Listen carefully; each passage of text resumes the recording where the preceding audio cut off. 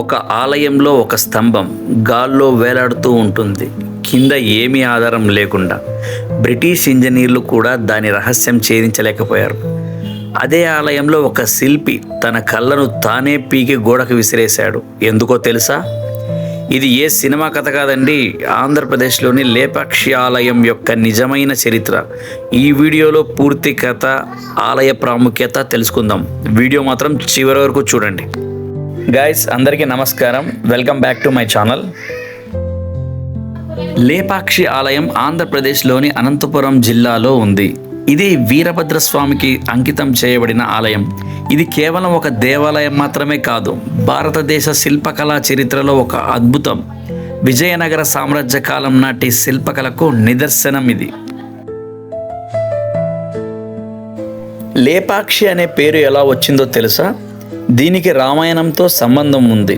రావణుడు సీతమ్మని అపహరించుకొని వెళ్తుండగా జటాయు అనే పక్షిరాజు అతనితో పోరాడాడు. ఆ పోరాటంలో రావణుడు జటాయువు రెక్కలను నరికేశాడు.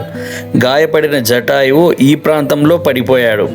తర్వాత శ్రీరాముడు సీతమ్మని వెతుక్కుంటూ ఇక్కడికి వచ్చినప్పుడు గాయపడిన జటాయువును చూసి లే పక్షి అని పలికాడని చెబుతారు. అంటే పైకి లే ఓ పక్షి అని అర్థం. ఆ మాటే కాలక్రమేణా లేపాక్షిగా మారిందని స్థానిక నమ్మకం. ఆలయానికి సమీపంలోనే ఒక పెద్ద బండరాయిపై సీతమ్మ పాదముద్ర కూడా చెక్కబడి ఉంది. దీన్ని భక్తులు ఇప్పటికీ దర్శించుకుంటారు.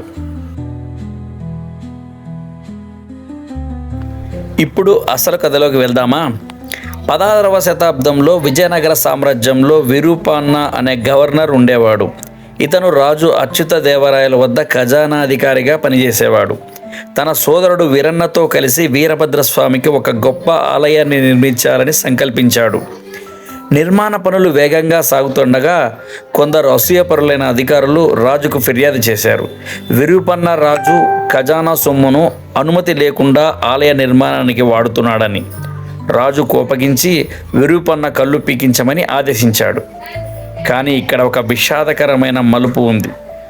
రాజశిక్ష అమలు కాకముందే తాను చేసిన తప్పుకు తనే శిక్ష విధించుకోవాలని రాజభక్తికి నిదర్శనంగా విరూపన్న తన కళ్ళను తానే పీకి ఆలయ గోడకు విసిరేశాడని స్థల పురాణం చెబుతుంది. ఆ మరకలు ఇప్పటికీ ఆలయ లోపలి గోడపై చూడొచ్చని చెబుతారు. ఈ సంఘటన తర్వాతే ఆలయ నిర్మాణం అసంపూర్తిగా ఆగిపోయింది. అందుకే నేటికి ఆలయంలోని కళ్యాణ మంటపం పూర్తి కాకుండానే మిగిలిపోయింది. ఇప్పుడు ఈ ఆలయంలోని అద్భుతమైన శిల్పకళా అంశాలు చూద్దాం. ఆలయంలో 70కి పైగా స్తంభాలు ఉన్నాయి. వీటిలో ఒక స్తంభం నేలను తాకకుండా గాలిలో వేలాడుతున్నట్లు కనిపిస్తుంది. దీని కింద నుండి ఒక వస్త్రాన్ని దూర్చి తీయవచ్చు కూడా. బ్రిటిషు కాలంలో ఒక ఇంజనీరు దీని రహస్యం తెలుసుకోవాలని ఆ స్తంభాన్ని కొద్దిగా జరిపే ప్రయత్నం చేశాడు. అయితే పైకప్పు నిర్మాణం దెబ్బతింటుందని భయపడి మధ్యలోనే ఆపేశాడు. ఇది విజయనగర శిల్పుల ఇంజనీరింగ్ నైపుణ్యానికి నిదర్శనం.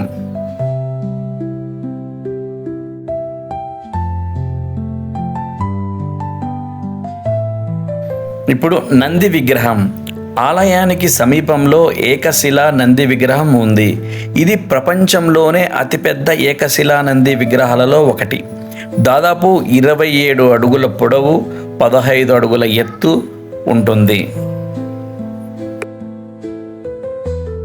గైస్, నేను కళ్ళతో చూసింది మీకు కళ్ళకు కట్టినట్టు చూపించడమే నా ఈ ప్రయత్నం. నా ప్రయత్నాన్ని మీరు ఎంకరేజ్ చేస్తారని చెప్పి కోరుకుంటున్నాను.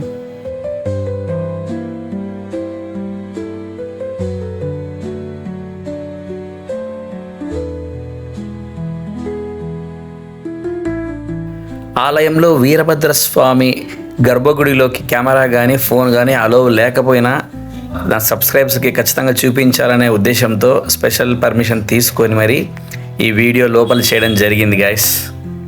సో మీరు చూడొచ్చు వీరభద్రస్వామిని.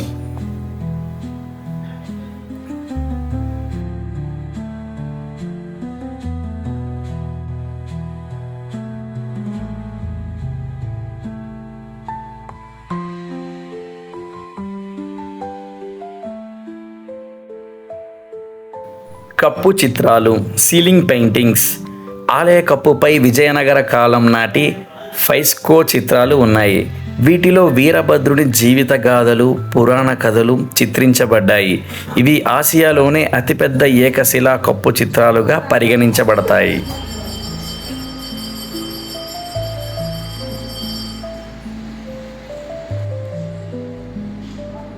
కళ్యాణ మంటపం.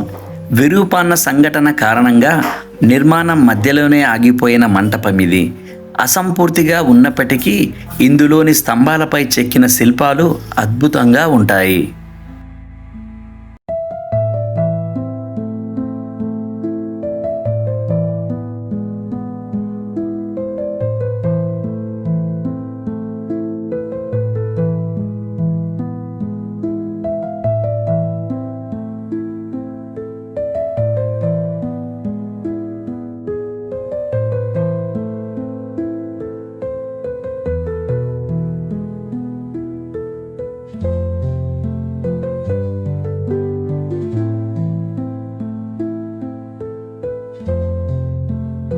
నాగలింగం.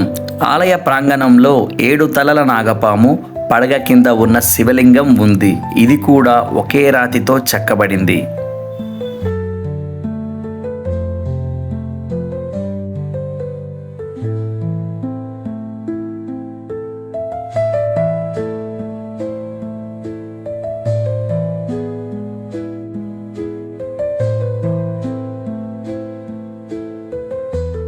నాకు ఎంతో ఇష్టమైన శివయ్య.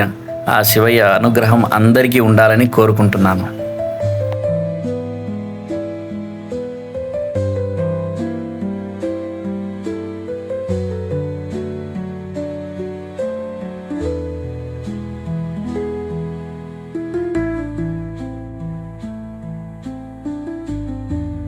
గైస్, ఇంకా హిస్టారికల్ ప్లేసెస్ చాలా అంటే చాలా చూపించాలని ఉంది.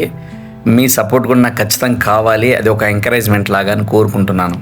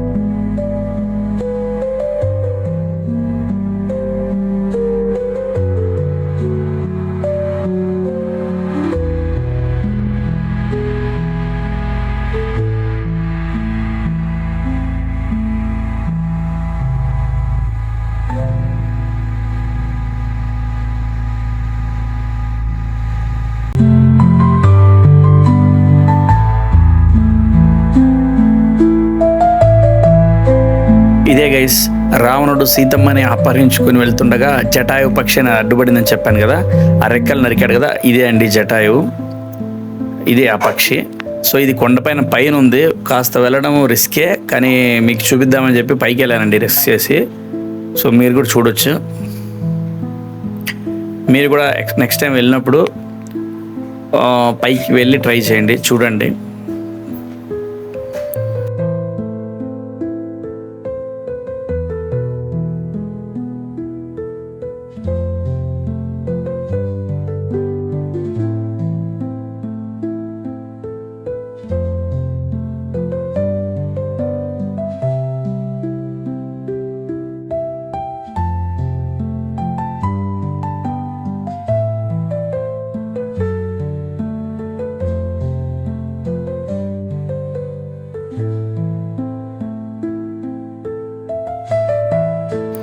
ఈ కొండపైన నుంచి చూస్తే లేపాక్షి ప్రాంతం యొక్క చుట్టుపక్కల అందాలన్నీ కనిపిస్తాయి. సో అక్కడ నుంచి ఆ వ్యూ చాలా బాగా ఎంజాయ్ చేయొచ్చు.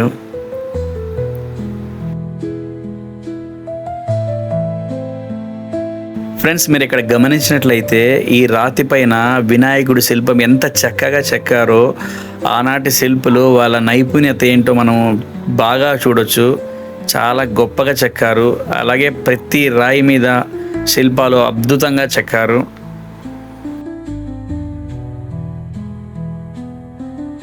ఆలయ ప్రాముఖ్యత. ఈ ఆలయం ఎందుకు ఇంత ముఖ్యమైనది? మొదటిది, ఇది విజయనగర సామ్రాజ్య శిల్పకళకు జీవించే సాక్ష్యం. రెండోది, ఇది భారత పురావస్తు సర్వే ASI ద్వారా రక్షిత స్మారక చిహ్నంగా గుర్తించబడింది. మూడోది, యునెస్కో ప్రపంచ వారసత్వ సంపద తాత్కాలిక జాబితా టెంటేటివ్ లిస్ట్లో కూడా ఈ ఆలయం చోటు సంపాదించుకుంది. ప్రతి సంవత్సరం వేలాది మంది భక్తులు, చరిత్ర ప్రేమికులు, పరిశోధకులు ఈ ఆలయాన్ని సందర్శించడానికి వస్తుంటారు.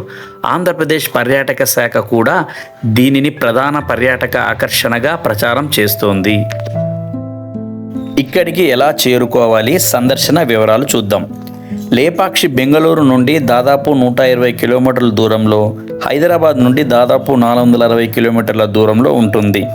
సమీప రైల్వే స్టేషన్ హిందూపురం. అక్కడి నుండి రోడ్డు మార్గంలో సులభంగా చేరుకోవచ్చు. ఆలయం ఉదయం 6 గంటల నుండి రాత్రి 8 గంటల వరకు తెరిచి ఉంటుంది. ప్రవేశం ఉచితం. అక్టోబర్ నుండి మార్చి వరకు వాతావరణం చల్లగా ఉండి సందర్శనకు అనువుగా ఉంటుంది. ముగింపు. కథలో నిజమెంతో పురాణమెంతో మనకు ఖచ్చితంగా తెలియకపోవచ్చు, కానీ లేపాక్షి ఆలయం మన పూర్వీకుల శిల్ప నైపుణ్యానికి, భక్తికి, త్యాగానికి ప్రతీకగా నిలుస్తుంది. విరూపన్న కథ మనకు నేర్పే పాఠం ఏంటంటే నిజాయితీ, అంకితభావం ఎప్పటికీ చరిత్రలో నిలిచిపోతాయి. మీరు ఎప్పుడైనా లేపాక్షి వెళ్తే ఆ వేలాడే స్తంభాన్ని, నంది విగ్రహాన్ని చూడడం మాత్రం మర్చిపోకండి. ఓకే ఫ్రెండ్స్, ఈ వీడియో మీకు నచ్చితే లైక్ చేయండి. మీ అభిప్రాయాలను కామెంట్ రూపంలో తెలియజేయండి.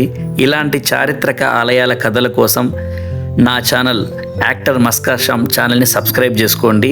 బెల్ ఐకాన్ నొక్కండి. కలుద్దాం మరో వీడియోలో. ధన్యవాదాలు.